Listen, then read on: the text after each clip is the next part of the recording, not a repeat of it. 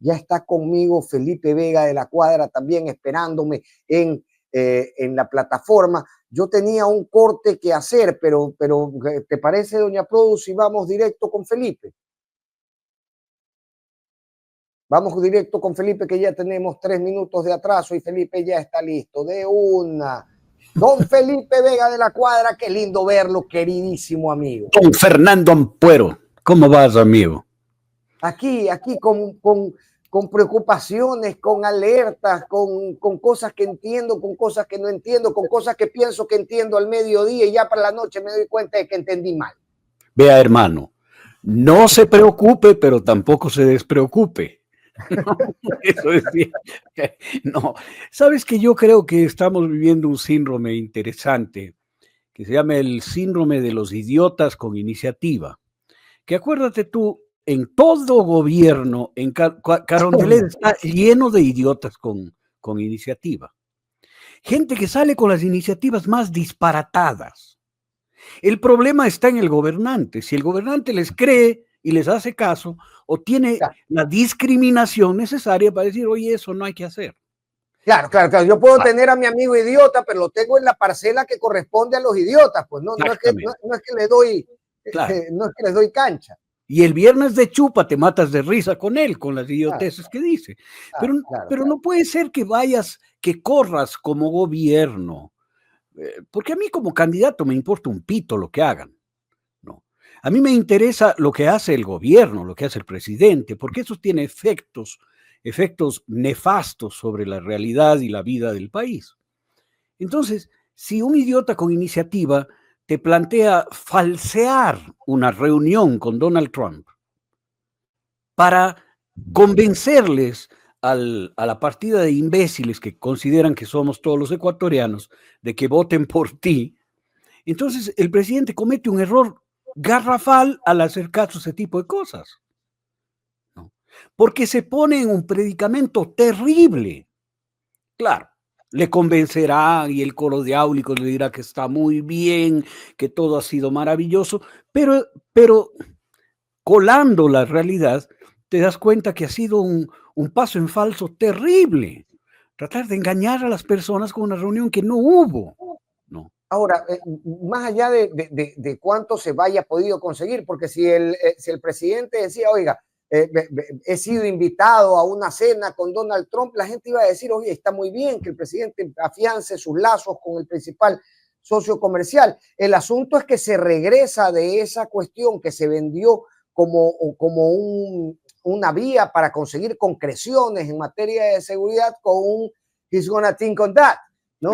Que es lo mismo que sucede cuando un ministro camina después de una visita a territorio y le acercan una carpeta y le dicen, oiga, ministro, este es el proyecto que tenemos en tal comunidad, y el ministro, sin saber Fernando de qué Ampuero, le agarra y le dice, claro, exactamente, tengo usted Fernando Ampuero, ¿no?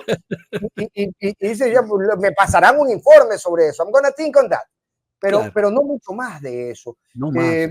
Y más allá de lo ridículo que digamos, de cuánto se puede escenificar esto desde el ridículo, yo sí me pregunto si realmente hace daño en la imagen del presidente en un escenario tan partido, le resta votos, le favorece, ¿cuál es el resultado electoralmente de esto?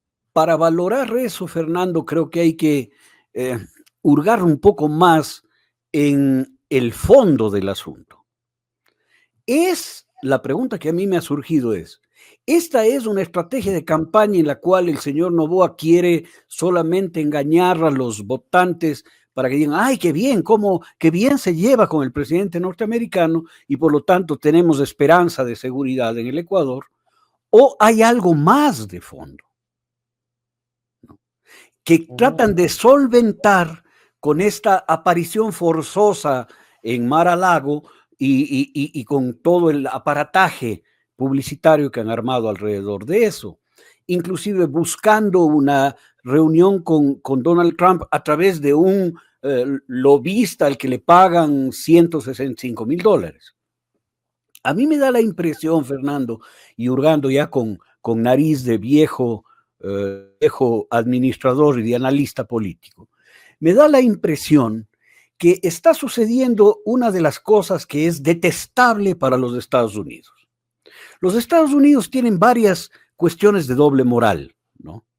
Que defienden casa afuera con mucha firmeza. Una de ellas es el tema del narcotráfico. Si un mandatario de un segundo, un tercer país está implicado en temas o podría estar implicado en temas de narcotráfico, los Estados Unidos enseguida se ponen alerta y les cierran las puertas. Es un paso que es casi de manual en los Estados Unidos, ¿no? Esto creo que es uno de los motivos de fondo por los cuales la administración Trump toma distancia de Daniel Noboa y por los cuales la administración Biden terminó tomando distancia con el señor Guillermo Lasso y quitó las manos cuando venía el tema de la caída del señor Lasso y le dejaron caer, ¿no? Porque el señor Lasso le metió en la Casa Blanca a una persona implicada en una investigación del narcotráfico con el grupo narcotraficante de Albania. Entonces le sentó en la Casa Blanca a su cuñado. Y esas cosas la administración de los Estados Unidos no permite y no perdona. Entonces, muy diplomática e inteligentemente le quitaron el apoyo a Guillermo Lasso y le dejaron caer. Yo creo que el silencio de la administración Trump frente a Noboa va por eso, va por ese lado. La DEA está reconociendo que tiene investigaciones a Noboa Trading desde hace algunos años atrás, ¿no? Eso se informa en el Departamento de Estado, eso se informa en la Casa Blanca. Y eso establece limitaciones en la relación entre la Casa Blanca y ciertos gobernantes. El primer clarinazo de esto, mi querido Fernando, surge cuando el señor Noboa quiere ser invitado a la posesión de Donald Trump y hay un silencio absoluto y tiene que pagar la entrada al VIP box, a la caja de los importantes, ¿no? Pero no le invitan. Invitan a Milei, invitan al presidente salvadoreño, pero no le invitan al presidente ecuatoriano. Ahora, simbólicamente, claro, yo creo que ahí sí se guarda unas monedas el presidente, porque al final del día estuvo ahí, estuvo en primera fila, hay una foto en un acto oficial. ¿Con cuántas monedas se regresa ahora? Y es que esa es la gran pregunta. Más o menos con lo mismo. Es decir, a ver, ¿cuál será? Trato de entender diplomáticamente cuál será la estrategia del gobierno de los Estados Unidos. ¿Sabes qué? No le maltrates, pero tampoco le trates como amiguito, ¿no es cierto? O sea, allá lejitos, porque está con un virus, posiblemente está infectado. Manténle lejitos, pero tampoco le maltrates. Ahora, ¿no le conviene a los Estados Unidos ya a nivel geopolítico y con una reconfiguración de su visión a nivel geopolítico mundial, no le conviene tener una alfombrita por estos sectores de la mitad del mundo? Pero tú necesitas una alfombra que esté limpia, mi querido Fernando, no una alfombra que esté embarrada. Embarrada con los motivos fundamentales de tu presencia geopolítica e internacional, la lucha contra el narcotráfico. No puedes tener una alfombra embarrada o que posiblemente esté embarrada. Entonces le pone ciertos reparos, porque yo tengo que entender por qué razón el gobierno norteamericano le pone distancia a un gobierno de derecha. Esto es una cosa que yo quiero entender, ¿no? Cosa que no pasó con León Félix Cordero, cosa que no pasó con Sixto Durán Ballén, cosa que no ha pasado con otros gobiernos de derecha. No ha pasado.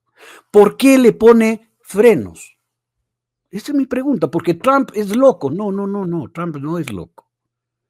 Trump responde a una estrategia de los Estados Unidos que piensa primero en ellos, ¿no?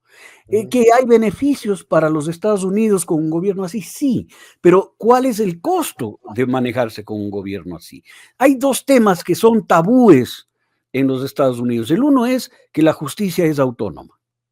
Y estamos viendo el conflicto que hay entre el presidente de la Corte Suprema y el presidente de los Estados Unidos, ¿no? Hay un conflicto serio. Y el llamado del presidente de la Corte Suprema, el señor presidente, no se meta con la justicia, que somos autónomos. ¿Ya? Esa es una superestructura mental en los Estados Unidos. Las cortes son autónomos, la justicia es autónoma. Y la otra superestructura mental es no tratamos con narcoterroristas, con narcotraficantes. El Ecuador está declarado como un narcoestado. Hay investigaciones serias sobre el tema. ¿No? A ver, ¿de dónde me sale esto? De que un grupo de 4 ecuatorianos que viven allá, que son del partido de Noboa, van a la Fiscalía de los Estados Unidos a ponerle una denuncia a Rafael Correa por narcotráfico. Esto es contrapesar, mi querido Fernando. Esto es contrapesar en la justicia norteamericana algo que está creciendo por el otro lado. Ok, y desde esa perspectiva, ¿cómo se puede establecer algún tipo de vínculo con tu principal, con las autoridades de tu principal socio comercial? Si lo que tienes aquí es una bola de políticos señalándose a todos, entre todos, como narcotraficantes, no cosa menor. No es que se dicen tontos, no es que se dicen feos, no es que se dicen narizones, nariz de tiza desastre, como le decían a Borja. No, se dicen narcos. Es una cuestión de una gravedad. Yo te voy a contestar con lo que le oí decir a Boscán. Boscán, que claro, no es santo de mi devoción, Anderson Boscán. Es un buen amigo, yo le tengo. Pero es un hombre con equilibrio, ¿no? Sí. Y él dice, a ver, vamos a comparar, no se puede comparar el tema de la llamada narcovalija, que fue una contaminación de un envío de bienes culturales a Italia, en donde alguien metió la mano y nadie puede atreverse a decir que había un sistema en el gobierno ecuatoriano para mandar, ¿verdad? Y confundir con una empresa, ¿no? con una empresa que está investigada como parte del origen de los envíos de droga hacia Europa en banano, y que tiene un sistema totalmente cerrado desde la cosecha, el embalaje, el embarque, el transporte y la llegada, ¿no? En donde el mismo presidente reconoce que su familia es la propietaria de esa empresa. O sea, pone una distancia gigantesca. Aquí no se trata de tú más. No es que tú eres narcotraficante, no, tú eres narcotraficante. Yo no creo que estemos en esa tesitura. Estamos en la tesitura en donde hay unas acusaciones infundadas de narcotráfico como recurso electoral y unas investigaciones de narcotráfico como el caso León de Troya, como el informe León de Troya, que es un informe de investigación, Fernando, no es un informe de inteligencia en donde se valora el posible escenario de lo que podría suceder. No. Otra cosa es una investigación policial que te dice, aquí está el seguimiento que hicimos y este señor se reúne con este señor que es el jefe de la mafia albanesa, y en donde tienen estas vinculaciones empresariales. O sea, una cosa es una investigación, estamos hablando de investigaciones policiales. Investigaciones policiales que han llevado, por ejemplo, la policía española y que ha encontrado vinculaciones de altos mandos de la policía con el narcotráfico. Entonces, en un lado está eso y en el otro están amenazas de decir, es que ya vamos a sacar las vinculaciones del narcotráfico con Luisa González. O sea, ¿qué sabe el señor Noboa de eso? Si es que hay investigaciones, son reservadas. Pero le sirve decirlo, porque es que si no, no lo suelta. Alguna utilidad encontrará en ello. Vuelvo a los idiotas con iniciativa. Es decir, este momento, seguir con la historia de la culpa es de Correa, es una tontería ya sin sentido, ¿no? Sin sentido. Puede pegar en un 2% del electorado que tiene una condición patológica de odio contra Rafael Correa. Hay una cosa increíble. Sí. Pero no necesitan decirlo para que ellos voten por Noboa. No. Es una especie de onanismo, de seguirse autosatisfaciendo con este tipo de cosas, ¿no? Mira, lo de el financiamiento del narcotráfico no le sirvió cuando lanzó contra Andrés Arauz trayendo al fiscal de Colombia, ¿no? Y que fue un boom, ¿no? Cuando trajeron a Barbosa. ¿Van a repetir lo mismo ahora? Es que las estrategias del señor Noboa, por torpes, son estrategias fallidas. Le decía yo hace un ratito a Andrea Yepes, le decía, a ver, la política que en una segunda vuelta usualmente debería llevarse en el terreno de lo político, no en el acercamiento a otras tiendas, ya quedan nada más 2 en carrera, entonces acercarse a las militancias y a las tiendas a recolectar banderas que aparezcan junto a la tuya en la carrera de segunda vuelta.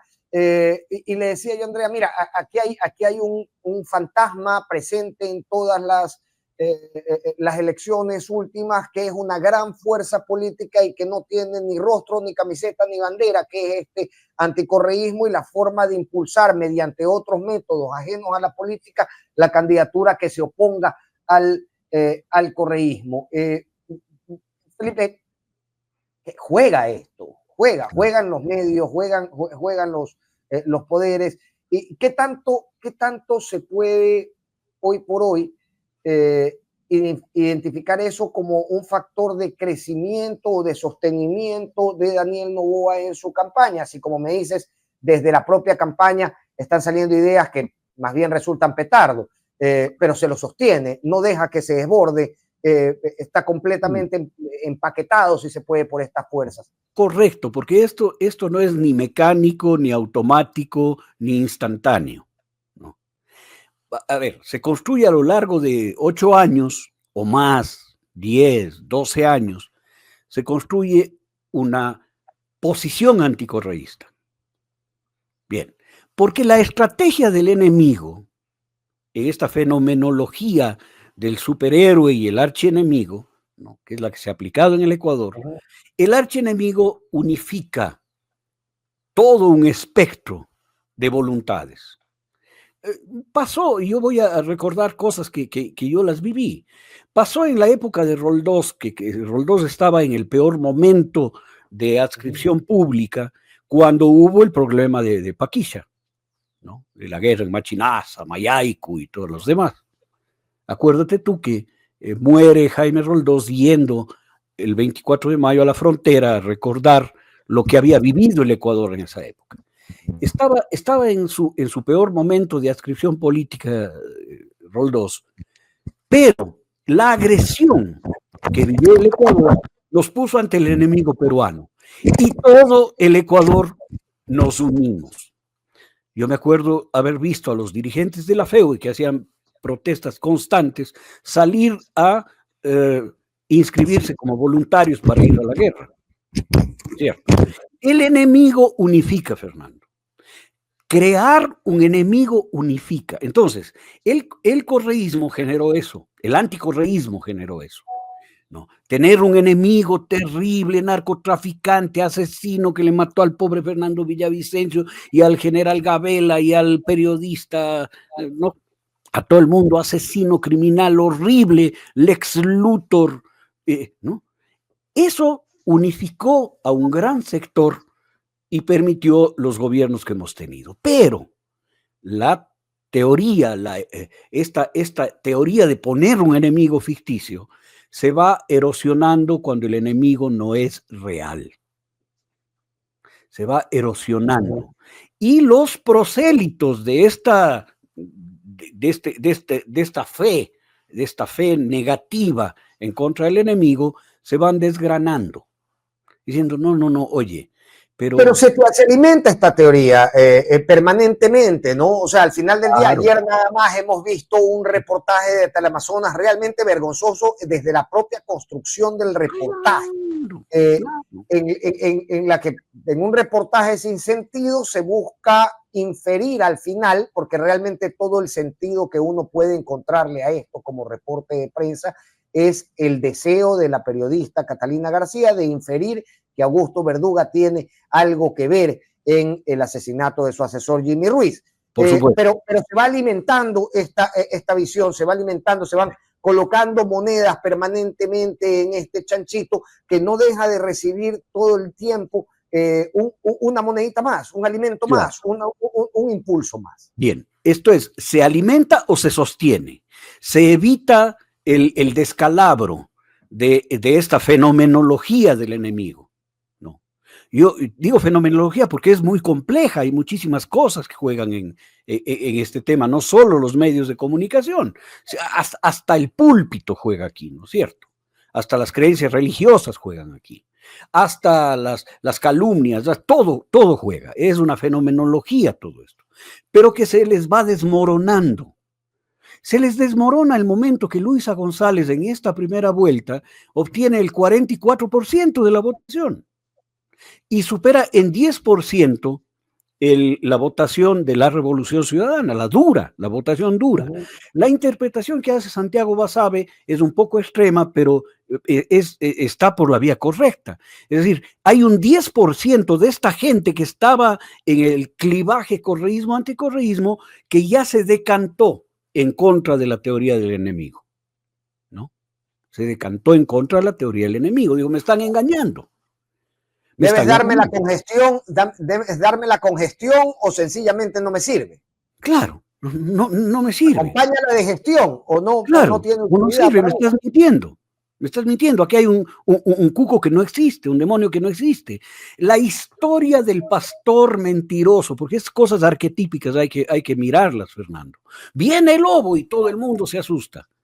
Viene el lobo y ya se asusta un poco menos. Viene el lobo, se asustan menos. Hasta cuando viene el lobo de verdad, ya nadie se asusta y el lobo le come al pastor. ¿No es cierto? Ahora, si cruzamos la calle en la siguiente acera, y lo conversábamos hace minutos también con Andrea Yepes, nos vamos a encontrar que si entramos a YouTube, también desde el lado que apoya a Luisa González están construyendo un enemigo y están construyendo el enemigo de Daniel Noboa de formas insistentes, si se puede, cuando uno entra a redes sociales. Esta mecánica que decimos ya no tiene este pegue. ¿Por qué no le serviría a Noboa, pero sí a quienes impulsan este tipo de comunicación desde el lado de Luisa González? Yo creo que esa idea de que se está haciendo un antinoboísmo no es del todo cierta.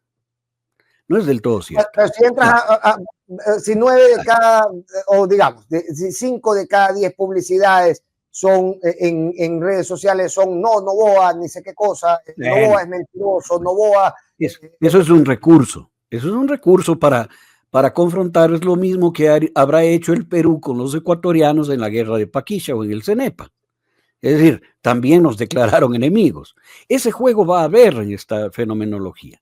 Pero yo sí creo que la Revolución Ciudadana, a diferencia de sus contendores políticos en estos últimos tiempos, sí ha planteado programas, proyectos, planes de gobierno que auguran un Ecuador mucho más institucional, de mucho mayor desarrollo. Eso es innegable. No es una apuesta un poco para discrepar con la parte final que le escuché a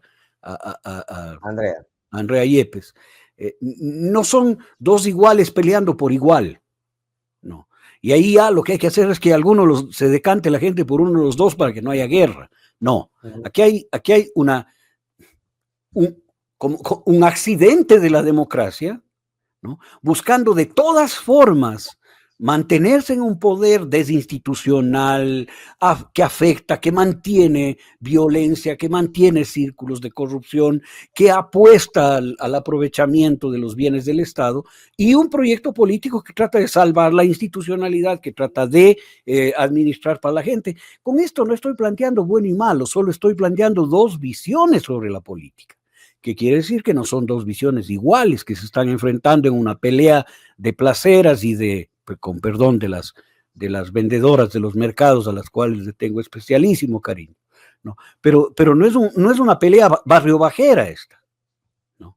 Es una confrontación política, lamentablemente, en el marco de este encuadre nefasto que es la construcción del enemigo, ¿no?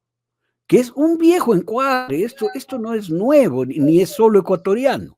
Es un encuadre muy, muy viejo y muy usado y muy manido en la política del planeta. Pero aquí lo que tenemos que hacer es dar un salto un poquito más arriba de esta disyuntiva o clivaje entre correísmo, anticorreísmo, que creo que se está yendo para abajo. Mira, el día domingo vivimos un paso fundamental en la construcción de una nueva visión política del progresismo en el Ecuador. Yo estoy de acuerdo. Claro. Y no creo que sea mercadeado suficiente como eso, como la concreción de un reclamo histórico de 10 años. No me parece.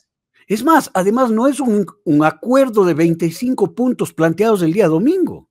Estos 25 puntos fueron trabajados por una de las dos mesas que se sentaron a discutir cuando esto comenzó antes de la primera vuelta. No, mucho antes de la primera vuelta. Una mesa se sentó a hablar de candidaturas y otra mesa se sentó a hablar del acuerdo programático. Y acuérdate tú que al final de los diálogos lamentaron no haber podido llegar a candidaturas unificadas, pero firmaron un acuerdo programático. Acuerdo programático que volvieron a firmar el domingo. O sea, esto tiene una construcción de más larga data que la que parece. ¿No? Ese hecho fundamental, Fernando, plantea una presencia diferenciada del progresismo dentro del espectro político ecuatoriano. Tienen que darse cuenta de esto. Lo que no ha podido hacer la derecha, lo que tiene que hacer la derecha, yo como hombre de izquierda y progresista y revolucionario, planteo a la derecha ecuatoriana que hagan lo mismo, para que aquí el nivel de la discusión política crezca, pues, y no sea entre el enemigo ficticio o medio real que empieces a pelear y le tengas al pueblo asqueado de lo que ve. No. Y ahí voy un poco, Felipe. A ver, vámonos a la elección del 2021. Tú tienes un altísimo porcentaje que vota o por Andrés Araujo, o por Javier Herbas o por Yacu Pérez. Entre estos tres está la mayor parte de la votación. Ya teníamos una visión de que el progresismo, digamos, de que la gente se decantaba de alguna manera por alguna tendencia progresista, no necesariamente correísta. Y luego a partir de ello hemos tenido la idea de unificación y luego se concreta este gran acuerdo, luego de varios ensayos, varios acercamientos, el ensayo de Jaime Vargas, por ejemplo, en el 2021, que no dio resultados, luego esta firma del acuerdo previo a la elección de primera vuelta, ahora nuevamente finalmente se firman estos 25 puntos programáticos, pero no está la figura mayor de representación, ¿no? de este tipo de acuerdos que es Leonidas Issa. ¿Qué incidencia puede tener eso? Yo creo que más allá de la importancia de su presencia ahí, el simbolismo de levantar los brazos juntos sí puede tener un llamado a... Esta es una interpretación exclusivamente mía y es una interpretación bastante venial sobre el tema. Yo creo que Leonidas Issa está, a diferencia de Churuchumbi, que es el representante, el coordinador del movimiento político Pachacuti, Leonidas Issa es la representación de un movimiento indígena múltiple, con una gran cantidad de posturas al interior del movimiento. Y él, digo, mi interpretación es venial porque quiero entender que se marginó un poco del tema para mandar un mensaje al interno de su organización a quienes no están de acuerdo con el acuerdo y a quienes están a favor del señor Noboa para no partir su organización. Entonces hace un guiño, manda una paloma mensajera, manda un mensaje de paz diciendo es que Correa nos persiguió, es que tal y cual, ¿no? Arranca su discurso con eso, arranca saludando a Chimborazo, así es. Que es la agrupación, digamos, que siempre plegó a Daniel Noboa, e inmediatamente dice, nosotros no olvidamos. No olvidamos, ¿no es cierto? Esto para mí es un guiño al sector que es refractario a esta unidad y a este acuerdo, para no partir lo que verdaderamente le importa, que es el movimiento indígena, ¿no? Y mantenerse como un presidente ecuánime de la CONAIE. En todos los componentes de la CONAIE hay divisiones. Hay unos que están por Noboa, otros que están a favor de Luis, otros que están en contra de ambos, otros que están a favor de otra cosa. Es decir, hay una variedad enorme. Y él hace un guiño de ese tipo y se abstiene de estar para que su figura no sea la figura radical en este acuerdo. ¿Qué logra? Frente al acuerdo progresista, nada. Porque eso no le afecta al acuerdo progresista. Mucho más si le oímos el discurso al coordinador del movimiento Pachacuti. El discurso de Churuchumbi es un discurso brillante, sí, esperanzador y clarísimo, ¿no? Que plantea un horizonte bastante más grande que el del 13 de marzo. Bien, ¿qué logra entonces la falta de presencia de Leonidas Issa y esta ambigüedad de su discurso? Le pone al margen del acuerdo histórico más importante que se ha firmado en el periodo, al menos que yo tengo memoria, ¿no?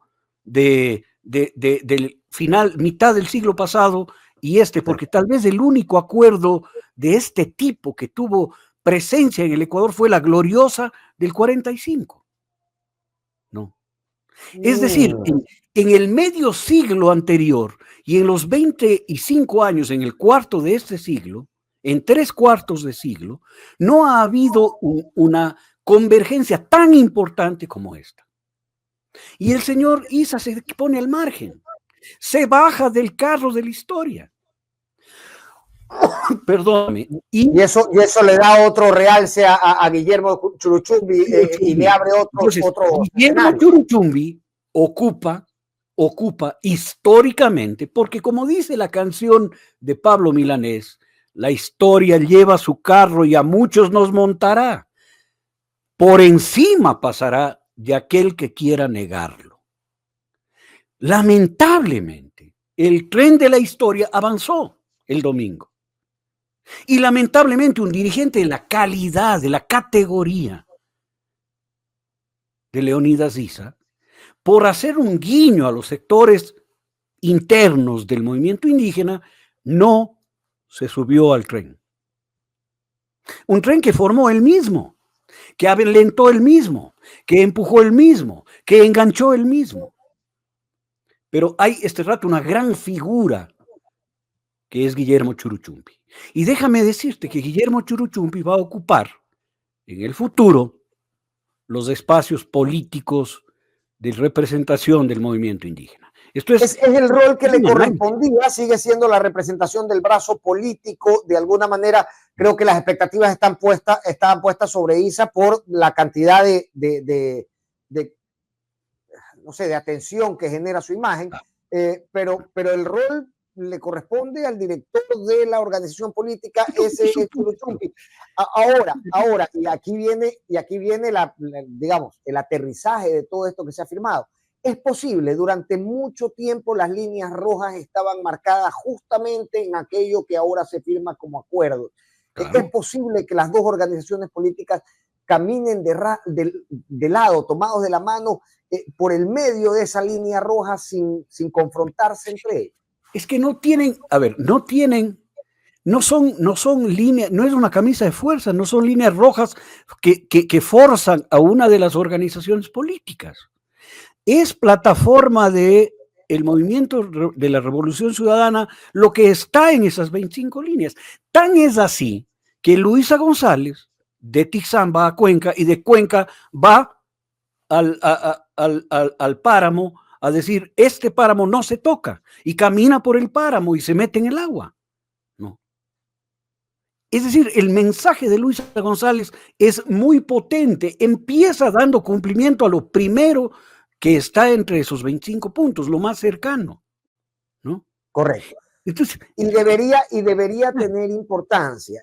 Lo hemos visto en elecciones anteriores. Hace poquísimas semanas conversaba yo, Felipe, con un querido y respetado amigo acá en Guayaquil y hablábamos sobre Esmeraldas.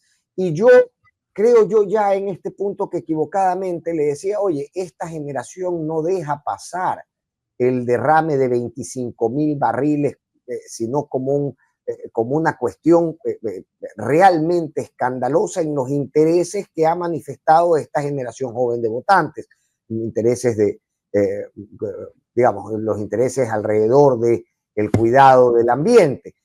Sin embargo, me parece que Esmeraldas ha pasado suave.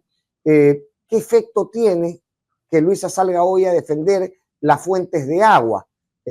Cuando el otro te está hablando de construir bases militares para los extranjeros, y hoy el ministro Lofredo ha dicho que no solamente está haciendo las inversiones que dijo CNN, sino muchas más. Tiene una incidencia que Luisa salga protegiendo fuentes de agua cuando hemos visto, sí.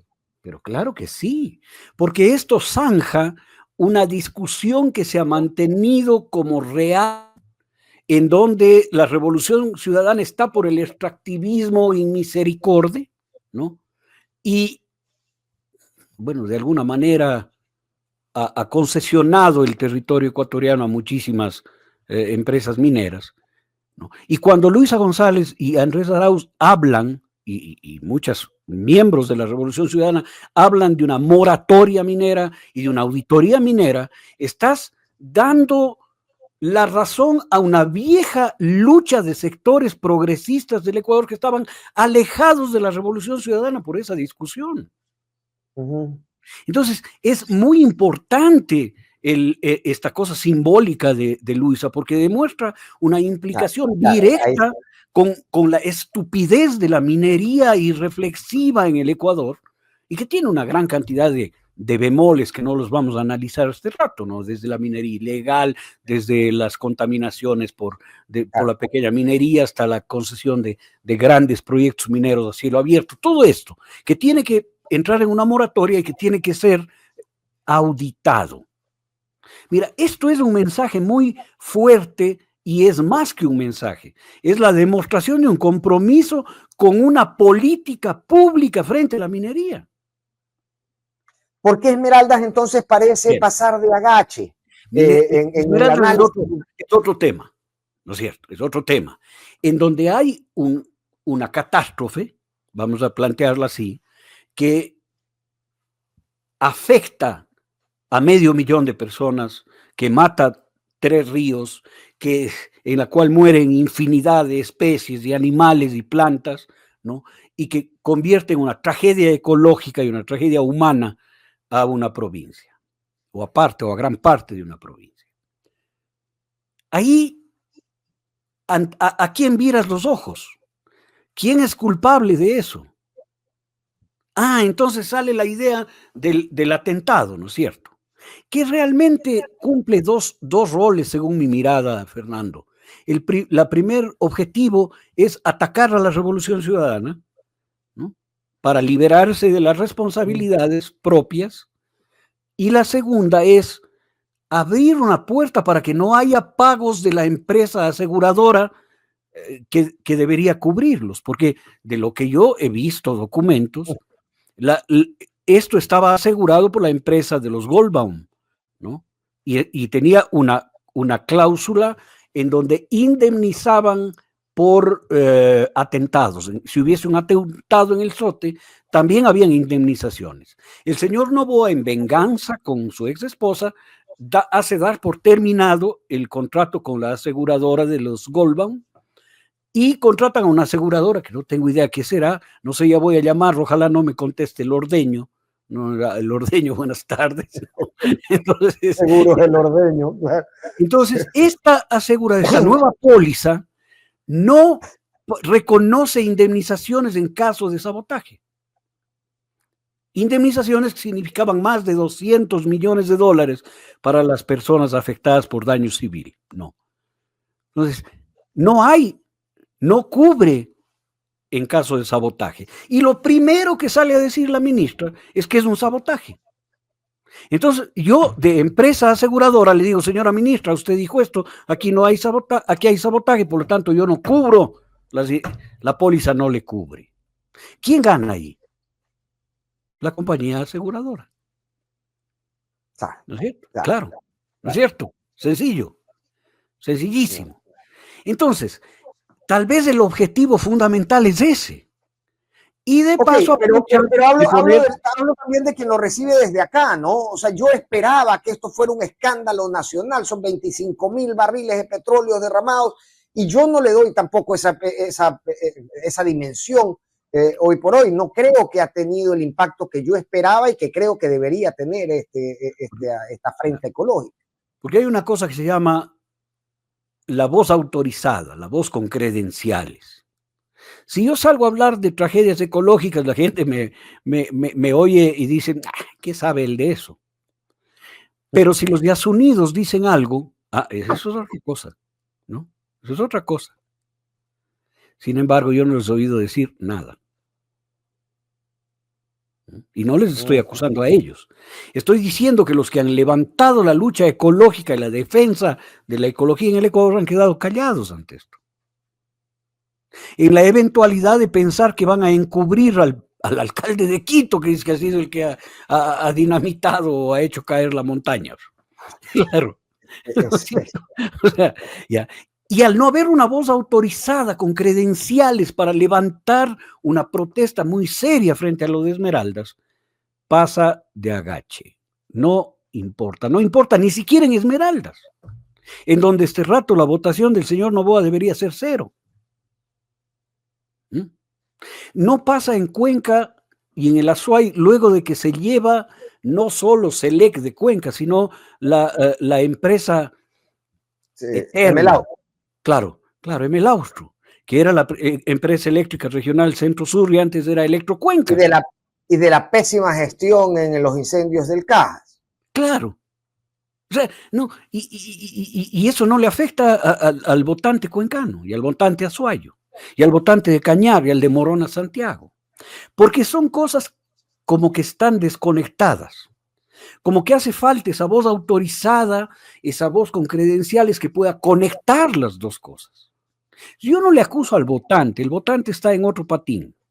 Es una cosa medio forzada, ya, sí, ya. Yo voto por Noboa, porque ¿cómo voy a votar por Correa? Oye, pero si Correa no es candidato, no importa quién sea, son lo mismo. No. Entonces, ese nivel tan bajo de análisis es general, porque el nivel de estos políticos que han tomado el poder en el Ecuador es ese. ¿No? Es ese. Yo veo que va a haber una conferencia en la Universidad de San Francisco del señor Noboa para que la comunidad universitaria vote con conocimiento y causa. Pero ¿qué van a oír? La academia, ¿qué va a oír a un señor que casi ni habla? ¿Qué claridades les va a dar? O sea, pero si no estamos votando entonces por las cosas que deberían ser importantes, ¿por qué estamos votando, Felipe?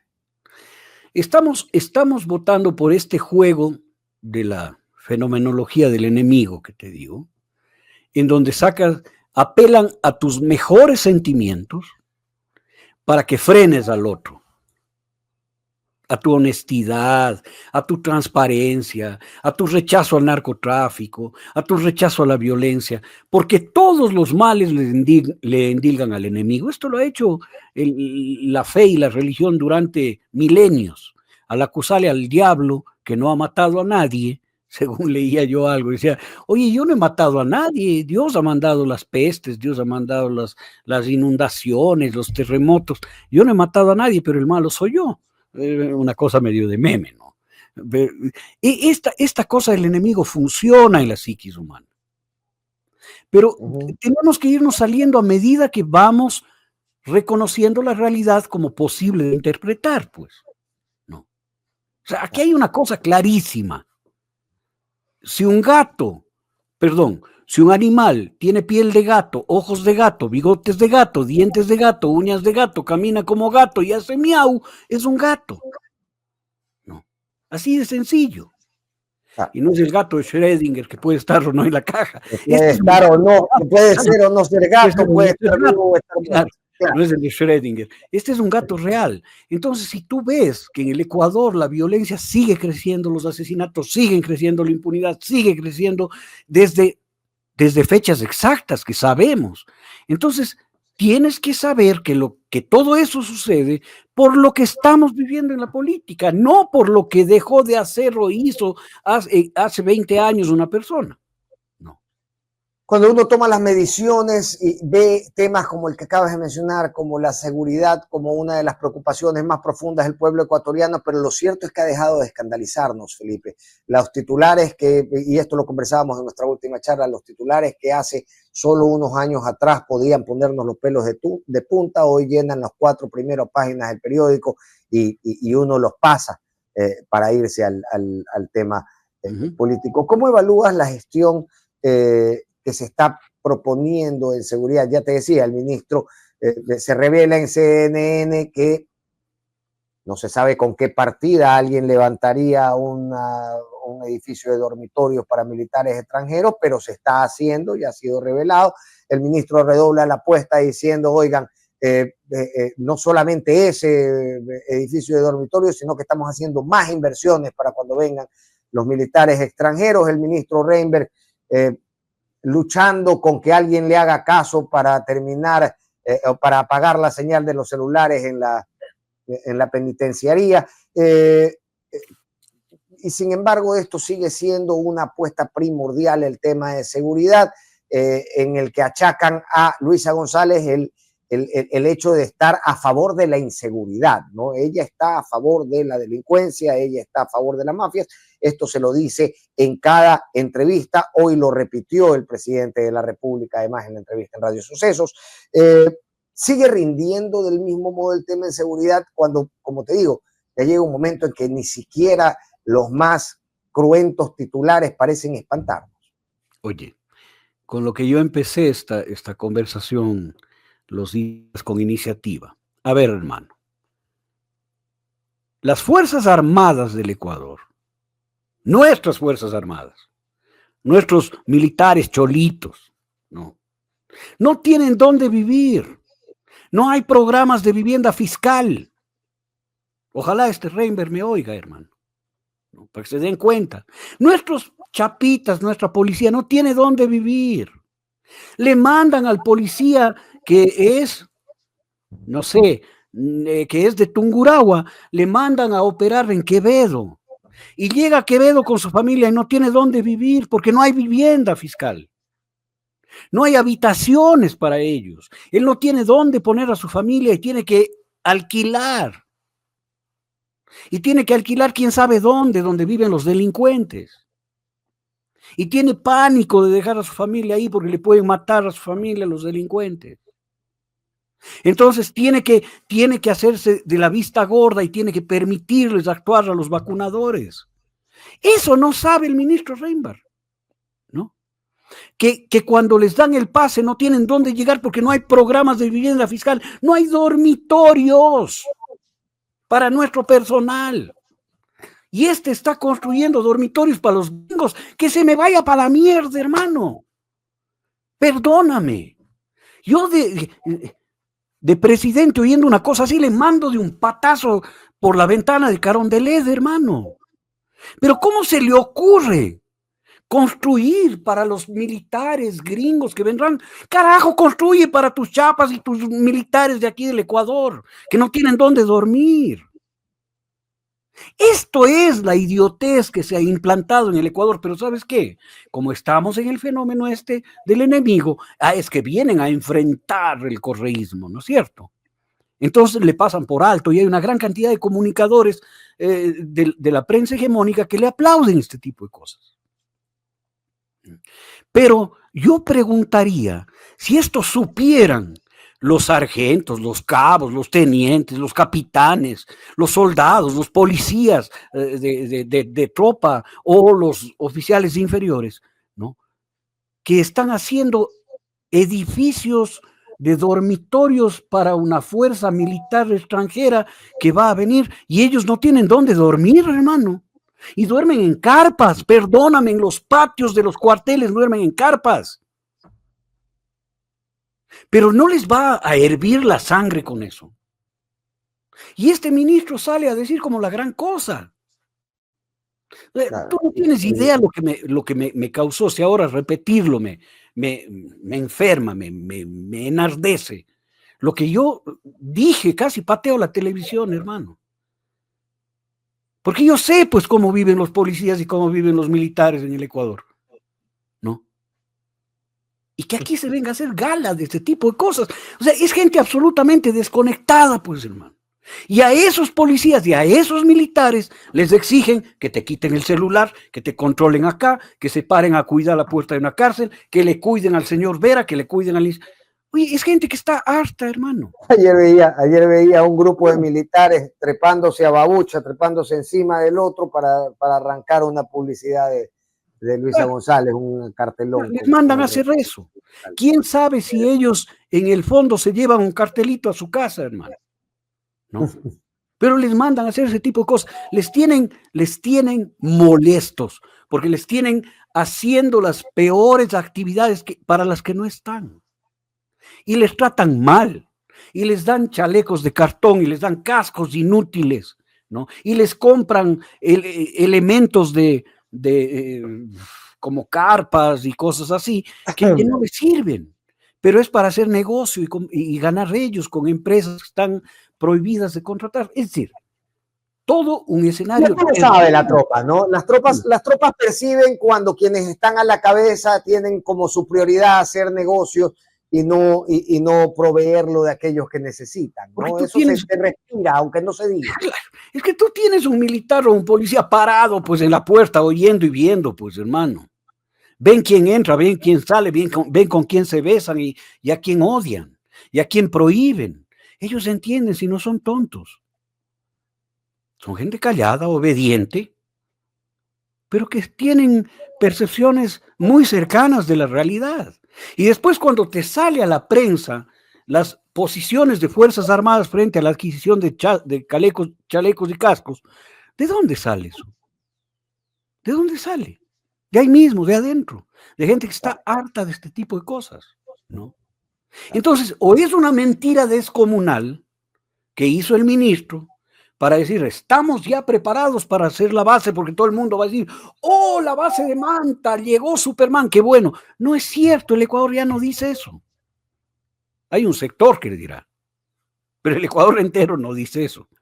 Y segundo, se llevan el resentimiento de las Fuerzas Armadas y el resentimiento de la Policía Nacional, porque la gente vive la tragedia de la lucha contra la delincuencia sin tener nada. Eso le dijo uno de los comandantes de la policía a este mismo ministro Reinberg, cuando pidió que los generales le presenten la baja. Quedó en nada eso, ¿no? Quedó en nada. Y le dijo, oiga, pero ¿cómo quiere que cumplamos si no tenemos nada? No. O sea, fíjate tú cuántos pasos en falso dan. Ahí voy, es eso, es que no existe el efecto que yo podría prever desde la lógica que seguramente aplicamos ambos a este tipo de eventos, por esos pasos en falso. No veo que tengan la gravedad en la opinión pública que usualmente debería tener un resbalón así. Bueno, pero Iván Sierra, vamos a ir a los números. Iván Sierra, aquí yo le doy mucha credibilidad. No. Es un tipo serio, Iván. Sí. Muy serio. Sí. Él hace una medición última, está haciendo mediciones todos los días, y la última que yo vi con Alondra es una que Luisa González gana con el 2.7%, que está dentro de los márgenes de error, por lo tanto hay un empate. Pero Iván Sierra dice que hay, o habría,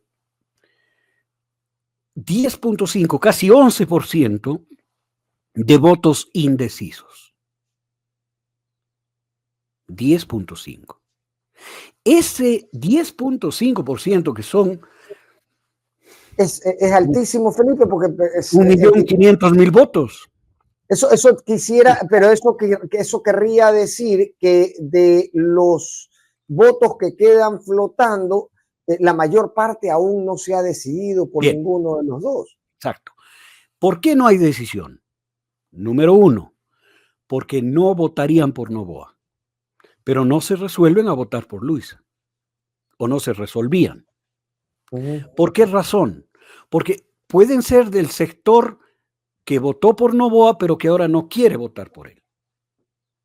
Pueden ser de este sector que votó por otras candidaturas, pero que no se resolvía a votar por Luisa, que ahora con el evento del día domingo sí lo van a hacer. Un sector de ese 10.5% que midió Iván Sierra va a ir con Luisa González. Otro sector va a decantarse viendo tanto error y tanta barbaridad que va cometiendo y sigue cometiendo el gobierno del presidente candidato, ¿no?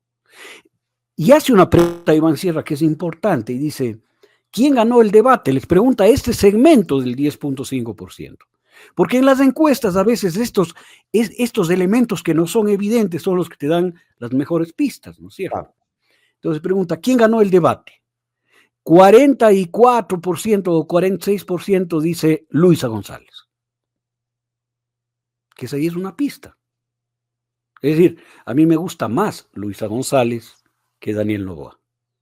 46% de ese segmento del 10, o sea, 4.8% dice Luisa González. Con lo cual, pasada este tiempo de campaña, ese segmento puede decantarse por Luisa González. ¿Eh? Con lo cual, la distancia va a ser de más del 6%.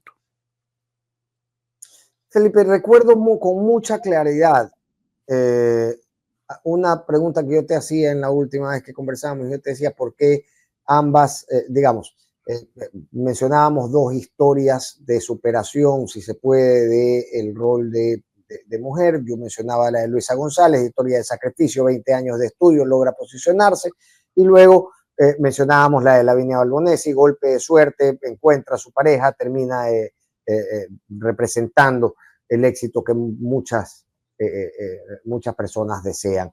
Y esto se abona aún más con esta entrevista que da para TC Televisión con el influencer, el influencer vendehumo, no sé cómo llamarlo, el señor Daniel Javif. Y durante toda la entrevista, y esto no me dejen mentir, amigo, pero de verdad que te he tenido en mente durante toda la entrevista, porque es un refuerzo de ese golpe de suerte que estimula emocionalmente al votante. Yo decía, caray, esta historia de Mariala del Barrio en esteroides que colocan en pantalla termina por conectar de la misma forma en que te conectan justamente a nivel emocional estas producciones, estas telenovelas, etcétera. Incide electoralmente, logra extraer ya más jugo de esa fruta, creo yo que bastante explotada en lo previo. No sé, pero lo que hace es poner dos figuras femeninas en el aire, ¿no? Las dos con una historia, digamos, algo paralela, nacen allá por Chone, estudian en colegios fiscales, la una crece profesionalmente, la otra se encuentra la telenovela y se casa, pero más o menos, digamos, dos figuras que podrían ser parangonables, que no lo son, pero podrían ser parangonables en el marketing político. Pone en el aire las dos. La una con una historia redonda que se termina de redondear en el debate. O sea, luego del debate hay varias conclusiones que son indubitables en el Ecuador. Luisa González es una mujer valiente, que no le teme a nada, que se hace respetar. Es una mujer autónoma, por lo tanto no es títere de nadie. No es títere de Rafael Correa, no es títere de ningún hombre de la Revolución Ciudadana. Ella dirige la Revolución Ciudadana y va a ser presidenta del Ecuador. Esta es una conclusión, digo, indubitable del debate. Que hemos coincidido una gran cantidad de analistas de ambos lados. Tuvo como consecuencia que desde que existe Correa en política sea el debate en que menos se mencionó su nombre. Sí, señor. Sí, señor. Es decir, estas son cosas que quedan clarísimas.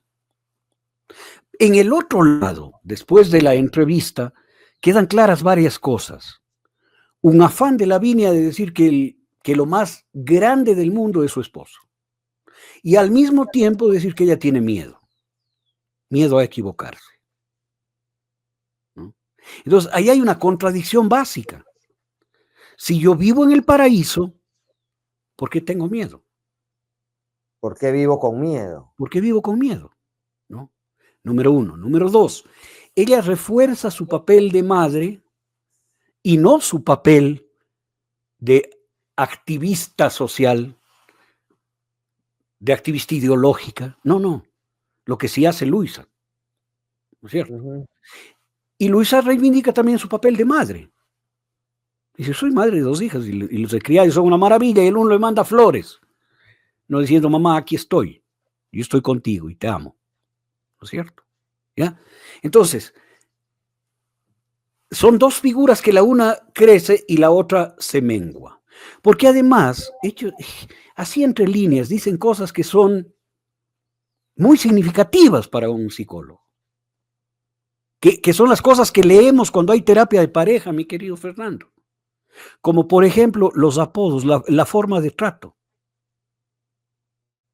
Cuando hay respeto y valoración, no hay estos apodos que parecen simpáticos, pero que entrañan una tremenda descalificación, ¿no?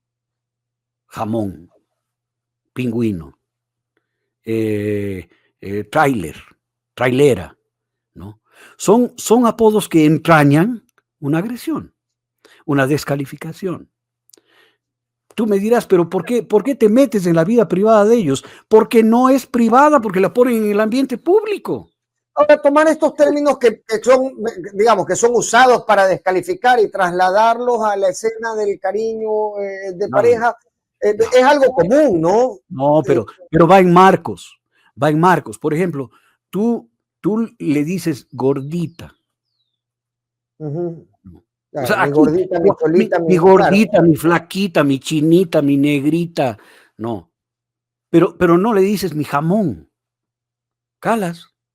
Hay una diferencia básica en el término, que encubre una actitud ante el otro, ¿no? Esto te estoy hablando como psicólogo, como gente que tiene entrenamiento al oír las conversaciones en terapia de pareja, pues. Y no se escuchó ningún apodo similar de vuelta, ¿no? Que tú dices, ok, listo, es el trato, es la configuración de la dinámica hermana. Tú le pones apodos. No, yo no, jamás le pongo apodos. ¿No? Jamás le pongo apodos. Esa es la contraparte. Entonces, a mí mi entrenamiento de escucha en las terapias de pareja me prende las parabólicas, pues. No, me prende las parabólicas. Cuando él se refiere a sus inconformidades, dice 3 veces que es histérica. 3 veces lo dice, sí. 3 veces lo dice. O sea, yo, como hombre casado tantos años, tengo muchas discrepancias con mi mujer, pero jamás en la vida se me ocurrirá decirle esas cosas, pues. No, y si algún día tienes planeado decirlo, déjame mirarlo, por favor, porque yo quiero ver la reacción de la Sol. Yo no me quiero perder la reacción de la Sol. La reacción de la Sol, ¿no es cierto? Y no es por miedo que no lo hago, es por respeto básico, ¿no es cierto? Porque claro, mi esposa no es histérica. No. Claro, yo no puedo tratarla así. Entonces, va abonando una gran cantidad de cosas a la figura, y además cosas como, yo no pienso en divorciarme, porque si me divorcio no tengo a dónde ir. Calas. Eso a mí me resultó durísimo, porque uno lo contrasta con la reciente experiencia que ha expuesto Gaby Golbao, y realmente uno entiende que si se puede, la realidad de Lavinia Bolognesi no es la de Gabriela Golbao. No, es decir, no, para nada. Su red de contención es mucho más débil, y manifestó ahí un temor, creo yo, genuino, y que al final sienten muchas mujeres que están atravesando por procesos de violencia financiera. Yo me tendría que ir del país, dijo. Yo me tendría que ir del país.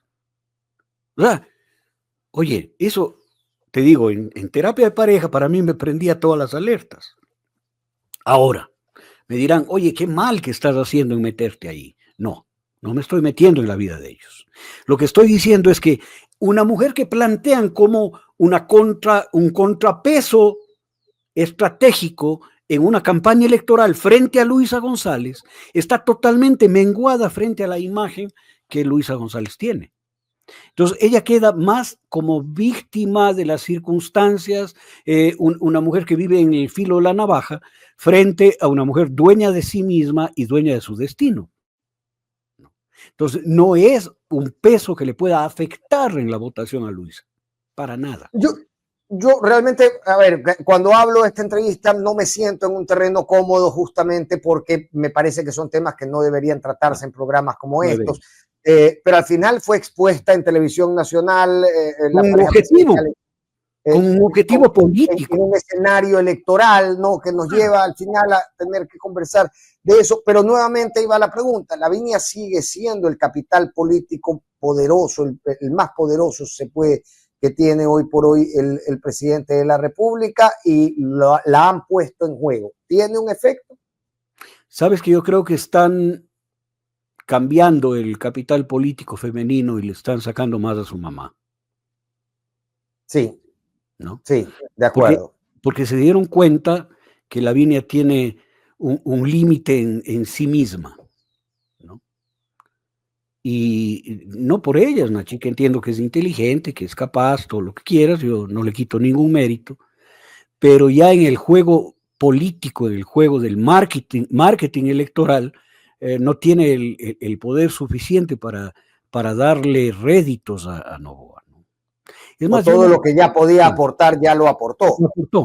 Ya lo aportó, ¿no es cierto? Y este rato están sacándole más a la doctora Anabel Hasim, que creo que comete varios errores graves, como decir que no importa si la visita, que no fue visita, si la visita fue oficial o no, que no importa, no, sí importa, doctora Hasim, porque usted es asambleísta nacional y debe saber que los dineros del Estado solo se gastan en actividades oficiales. No más. No es para que se vaya de chupe un funcionario. El dinero del Estado no sirve para que un funcionario vaya a almorzar en el Maxims de París, no. Ya está el decreto, Felipe, lo pongo claro. en pantalla, que dice claramente: declarar en comisión de servicios a la comitiva que acompañará al mandatario del Ecuador a Miami, Fort Lauderdale, para cumplir con actividades oficiales, viáticos y demás gastos que demanden este desplazamiento se cubrirán con cargo al presupuesto de cada una de sus instituciones. Claro. Esto es ley, o sea, la asambleísta nacional, que en su partido es la asambleísta más votada, tiene que saber que la ley prohíbe, porque eso se llama peculado, se llama concusión, ¿no? Utilizar dineros públicos para actividades que no sean oficiales. Es decir, no importa, no, sí importa. Claro que importa. ¿Y quién tiene que auditar, tiene que fiscalizar la acción administrativa? Es justamente usted, señora Anabel Hasim, doctora Hasim, como asambleísta. Para eso la han elegido, ¿no? Claro. Entonces es muy frágil porque yo creo que están equivocando el camino, mi querido Fernando. No es así como deben confrontar a su contendora política. Están equivocados. Y ahora, también está por ver qué tanto aprovecha ese espacio la contendora, Luisa González, cuánto se puede construir a partir de los fallos o de los errores o de las fallas en la comprensión del escenario de su contrincante. Bueno, yo creo que Luisa González hizo lo que debía hacer ya en el debate. Lo demás es avanzar en su propia propuesta, como lo está haciendo, ¿no? Porque si ella se pone a contrarreplicar los ataques equivocados que hacen desde la candidatura del presidente, lo único que va a hacer es perder tiempo y energía, ¿no? Esos son ataques que mueren en la orilla porque son inútiles. Es decir, a todo el mundo le salta a la vista, a todo el mundo que tiene algo de conocimiento de administración pública, que sí importa pues en qué se gasta. No, claro que importa, porque la ley establece cuáles son los gastos que debían, qué ámbito. Porque además nos ha dicho durante 8 años que debemos detestar al anterior porque gastó mal. Así, claro. Es la teoría que has implantado. La teoría, ¿no es cierto? Creo que hay una gran cantidad de cosas que hoy día veía en el medio que hablo los días martes, que hay este momento 37 bonos. Óyeme, Fernando, 37 bonos decretados por el señor Noboa, todos sin financiamiento. Suman casi 2.000 millones de dólares. Casi 2.000 millones de dólares. 37 bonos que está repartiendo como, ¿te acuerdas cuando habían los bautizos y salía el padrino y lanzaba los sueltos, el capillo para los guaguas que estábamos en la puerta de la iglesia? Y todos nos lanzábamos a coger un cinqueño, una peseta, un medio, un real, no, todos, y después íbamos a comprar caramelos. Piensa que esa es la política. Y vota dos, no los va a votar porque no los tiene. Eso quiere decir que ninguno de los bonos se va a cumplir, sino que son ofrecimientos en falso para tratar de ganar votos. 37 bonos, Fernando, 37. Hemos visto con Amanda, la chica que me entrevista ahí, de uno en uno los bonos. Y ella se dio el trabajo de contarlos. 37. 37. 37. Existentes desde antes, es decir, se vienen sumando no. Creados ahorita para la campaña. En este periodo de gestión. Para la campaña electoral. Para la campaña electoral. Casi 2.000 millones de dólares. Oye. Pero a mí lo que me está preocupando es que a mí no me haya tocado el mío. ¿A ti ya te llegó el tuyo? No, es que tú no estás en la lista de los bonos anteriores que pagan a los periodistas, 11,000, 15,000, 50,000 si le haces un entrenamiento para que pueda ir al debate. O sea, el problema está en eso. Hay una mentalidad de que todo se hace con plata. Yo quiero votos. No puedes tener 37 bonos y la lista de dializadoras cerrando. O sea, no se puede, no hay congruencia. No hay ninguna congruencia con eso. Mientras tienes gente muriendo, suplicando que paguen a las dializadoras, tú estás repartiendo o queriendo repartir o diciendo que vas a repartir 2.000 millones de dólares, que no va a alcanzar a repartirlos hasta el día 13, ¿no? Y ahora la última es que Trump le dijo que va a haber apoyo si es que él gana, o sea, gana el 13 y ven a hablar. Claro. Es lo mismo eso decíamos, es tener abuelita pero muerta, ¿no? Porque al final del día le va a tocar negociar con quien sea que gane. Y lo harán porque son pragmáticos, perdóname. Pero es que no tengo la más mínima duda. Trump con lo práctico y pragmático que es. Oye, se ha pasado en Europa. El Pacho en mandar delegados a visitar la oficina de Miraflores a Maduro. Le mandó a la punta de un carajo frente a la prensa en el salón de la Casa Blanca, en el salón oval, a Zelensky. Y se fue a hablar con Putin. Es un hombre pragmático, olvídate.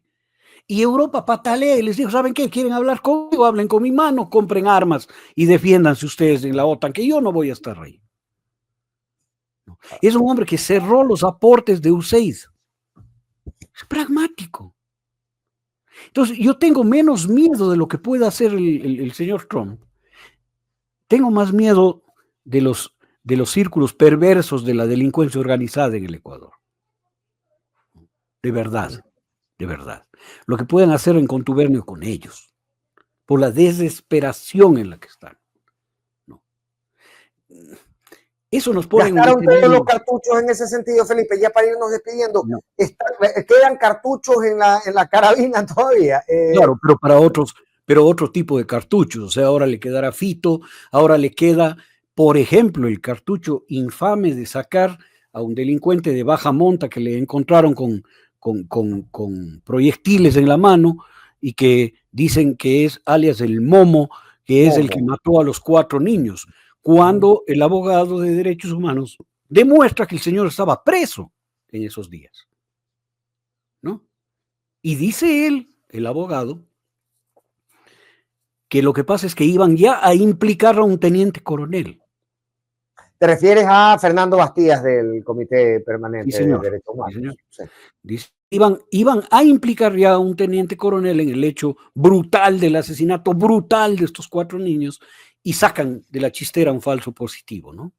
De eso me da más miedo, Fernando. De eso me da más miedo. Porque por último, Trump en su pragmatismo además le pasa por encima, hermano. Y patalee y digan lo que digan, y pataleen, y diga Jorge Ortiz lo que diga, y diga, se hace unas teorías, Jorge, pobre Jorge Ortiz, hermano. Yo francamente, vea. Yo le tenía aprecio, a ti te consta. No. Lo mismo. Siempre me pareció un hombre inteligente, siempre me pareció alguien con quien se podía conversar, ¿sí? Con posturas a veces bastante vehementes en su pensar, pero cosas que tenemos todos, digamos, y aún así se podía llevar un diálogo con Jorge Ortiz. Yo creo que ahora está con unas fijaciones que realmente no me hacen lógica para alguien tan leído y tan inteligente. Claro, no hace lógica. Pero fíjate, él sacando conclusiones, pero absolutamente disparatadas sobre el tema con Trump, con Donald Trump,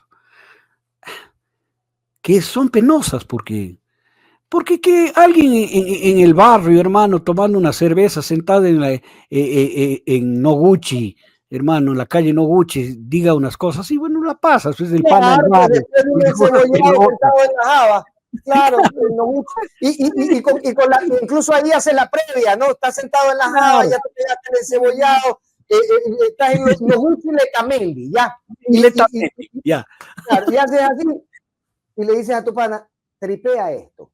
Tripe. ¿No? Es decir, ya lo pones en un escenario real, no estás en un... Claro, pero que Jorge Ortiz haga esas conclusiones, hermano, te juro que da pena. Da pena. Sí.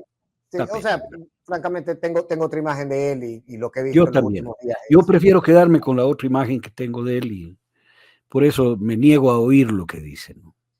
Pero bueno, más allá de Jorge Ortiz, creo que el pragmatismo de Donald Trump es clarísimo para el planeta. ¿Será bueno o será malo? No sé. Yo creo que será más malo que bueno para el planeta. Capaz que es bueno si es que para la guerra en Ucrania. Pero más miedo me da, y te vuelvo a decir, de los recursos locales, ¿no? Claro. Estos recursos locales de acusar de la muerte de su amigo y asesor a Verduga, eso es infame. Infame. La nota de Coavisa es un poco más corregida, es un poco más aterrizada. La de Teleamazonas, que fue la primera que salió, que la firma la misma Catalina García, que había firmado la nota en que inicialmente se trataba de establecer este vínculo, pero realmente es una nota en la que solo se puede percibir la mala intención, luego no te queda ninguna otra idea subyacente. No sé para qué me informas, lo único que extraigo yo de información es que quien la produjo tenía mala intención. Claro. Y lo lamento de verdad. Yo tengo temor al anuncio del señor Noboa, porque la desesperación es papal. Están desesperados en todo, quieren hacer todo, cualquier cosa, 2.000 millones en bonos, falsear la reunión con Trump y anunciar que van a sacar la investigación de la vinculación de Luisa González con el narcotráfico, ¿no? Que claro, primero, si es que hay esa investigación, si hubiera esa investigación sería reservada y estaría en manos de la Fiscalía. Pero lo mismo el video de cámaras de seguridad del asesinato de Jimmy Ruiz, y lo hemos visto ayer en Televisión Nacional, el recurso... Claro. Eso no importa, igual ya, pero quiere decir que el presidente está al tanto de todo eso, si es que hubiera, o es parte del montaje, que es más posible. Acuérdate tú que hay en todo, en matemáticas, en filosofía, hay un recurso que se llama la navaja de Occam.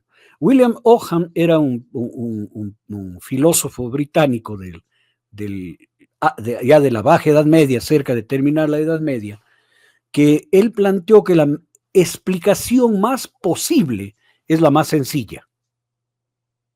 Es la más sencilla. Y decía, esta es una navaja para afeitar a Aristóteles, para afeitar la barba de Aristóteles, porque en lo aristotélico tú puedes hacerte una serie de conclusiones enredadas. Entonces, Occam decía, no, la explicación más fiable es la más sencilla. Y por eso se llama la navaja de Occam, porque le afeitaba a Aristóteles, ¿no? La barba. Bueno, la navaja de Occam, si tú aplicas en la vida cotidiana, te lleva a esta conclusión que yo te decía. Si maulla como gato, tiene piel de gato, ojos de gato, camina como gato y dice miau, es gato. La explicación más sencilla. Si el señor Noboa está tratando de desprestigiar como sea la Revolución Ciudadana con mentiras, la próxima que diga también es una mentira, es una explicación sencilla. ¿No? Hay que aplicar hoy en el Ecuador eso, ¿no? Porque lo que no explica las cosas es una mentira. El asunto es que la mentira ya no solamente, este tipo de mentiras ya no solamente se vuelve impune en un escenario de la política, sino que se vuelve impune a nivel ciudadano. No recordamos cuál fue la mentira de hace 2 semanas. Hay tantas en el medio, hay tanta pirotecnia entre lo que se ve en la escena política que realmente cuesta creer que algo es verdad. A ver, las mentiras oficiales están hechas para que les creas. No. Las mentiras oficiales están hechas para que tú dudes de todo. Por lo tanto, dudes de la verdad. Ese es el objetivo. Y esto lo dice, no sé si Martha Harnecker o alguna pensadora de estas, ¿no? Dice, las mentiras oficiales están hechas no para que tú las creas, sino para que dudes de la verdad. Toda la verdad se pone en duda con esta gran cantidad de mentiras. Mentir no produce verdades, produce dudas. Correcto. Claro. Y luego no se sabe, Pedrito y el Lobo, luego no se sabe, cuando es verdad no se sabe qué es verdad. Cuándo es verdad. Pero eso nos lleva a la necesidad urgente de discernir y discriminar. ¿Qué es lo que está haciendo la gente en el Ecuador? Porque es la gente la que le pone los memes, Fernando. No es la Revolución Ciudadana, es la gente común. Es la gente común la que marca el teléfono de la empresa de petróleos y le contestan del ordeño y graban. ¿No? Entonces, lo que no se da cuenta el gobierno de Daniel Noboa es que se está enfrentando a la gente en el Ecuador. Y la gente está generando esta discriminación de las mentiras.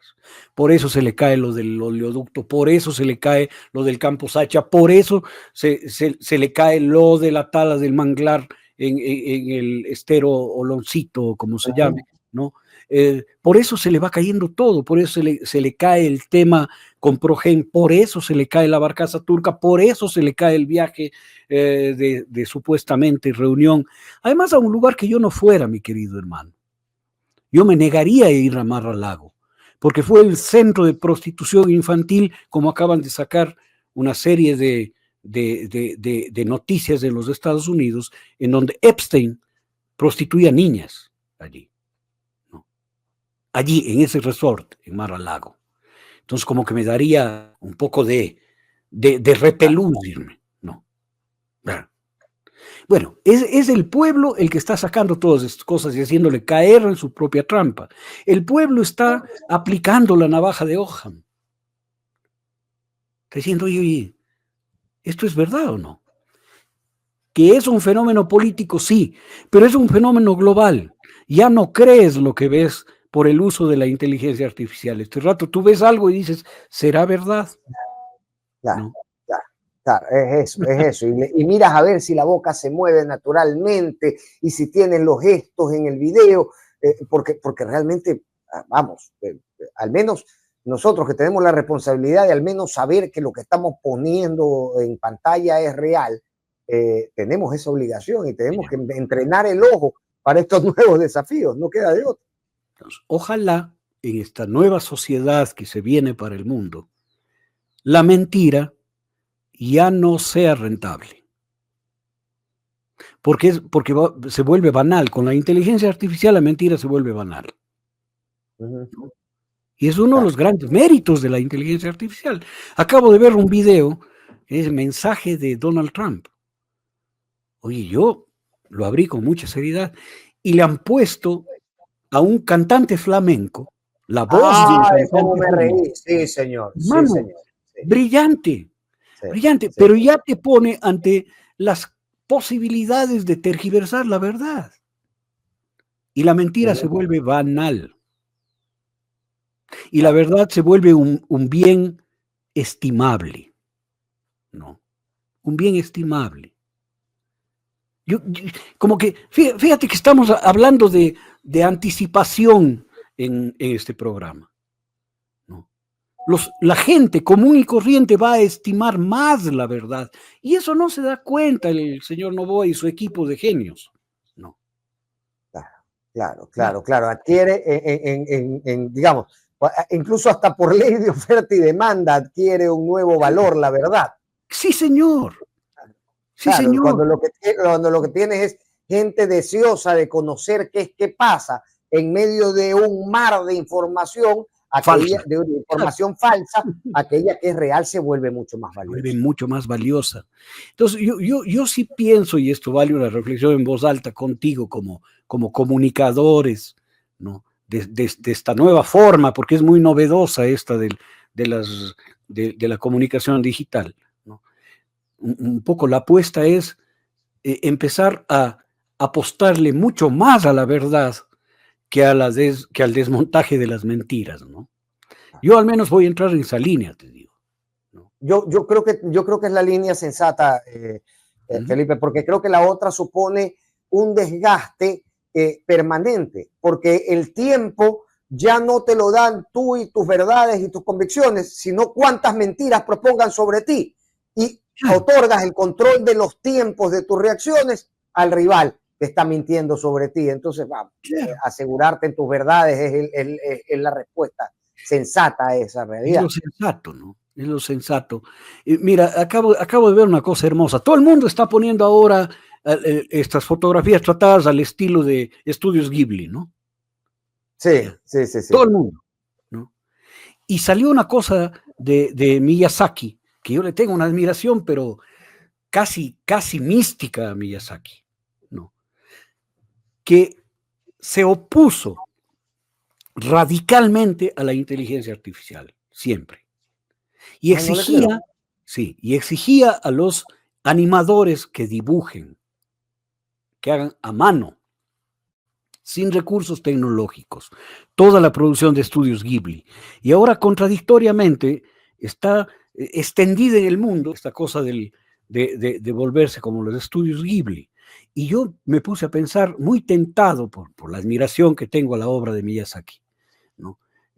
Muy tentado a hacerlo, y dije, no, yo voy a hacer un homenaje a Miyazaki.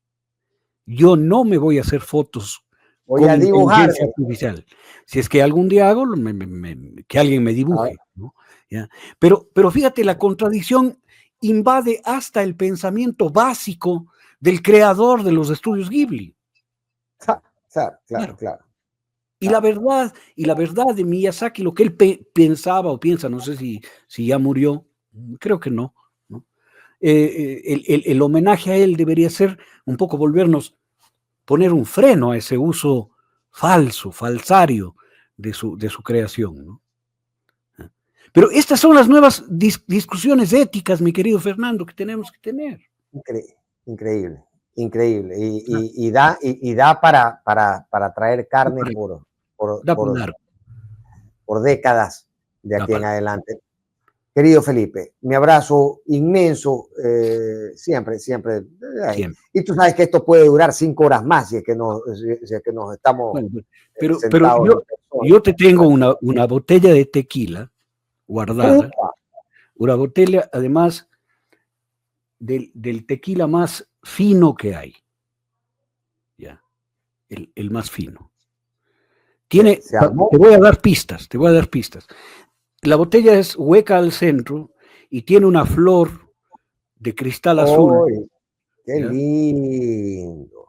Ese es el más fino. Oiga, ese fue un obsequio que me dio. Y esa me está esperando allá en su casa. Me estoy esperando acá en la casa. Ese fue un regalo que me dio el ministro de Defensa mexicano en alguna oportunidad que estuve allá. Una joya. Y le tengo aquí lista para hablar 5 horas, hermano. Se armó. Nos fuimos para el norte, Mendieta. Ok, amigo. Para todos, dice. Para todos, dice la gente. No alcanza. Un abrazo para ti. Un abrazo, querido Felipe. Gracias por estar con nosotros. Chao, chao. Felipe Vega de la Cuadro, analizábamos el escenario político y lo analizábamos siempre con la claridad que tiene Felipe para analizarlo y para proponer también visiones alternativas, ópticas de lo que podría suceder después si partimos de los escenarios actuales.